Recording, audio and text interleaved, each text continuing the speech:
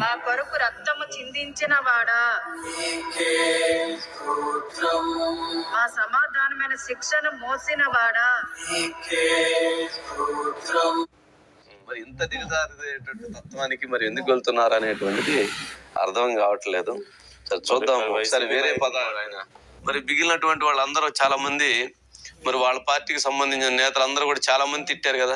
మరి కొడాలి నాని మాట్లాడారు, ద్వారంపూడి చంద్రశేఖర్ రెడ్డి మాట్లాడాడు, వంశీ మాట్లాడాడు, మరి రోజా మాట్లాడింది, జోగి రమేష్ మాట్లాడాడు. మరి ఇలాంటి వాళ్ళు చాలా